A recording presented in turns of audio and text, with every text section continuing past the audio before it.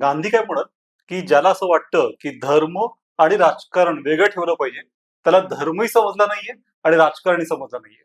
आता असं जर असेल, तर नक्की या दोघांचा संबंध काय आहे आणि सेक्युलरिझम हा आपल्या संदर्भात समजून कसा घ्यायचा? यासाठी आपण काय करू, की आपण 2 बाजू घेऊ. सर जे आहेत ते सेक्युलरिझम आहे, धर्मनिरपेक्षता आहे आणि आपण त्याचं पालन करतो, अशी एक बाजू घेतील आणि मी अशी बाजू घेईन, की नाही, प्रत्यक्ष वास्तव असं आहे, की सेक्युलरिझम आपण पाळत नाही.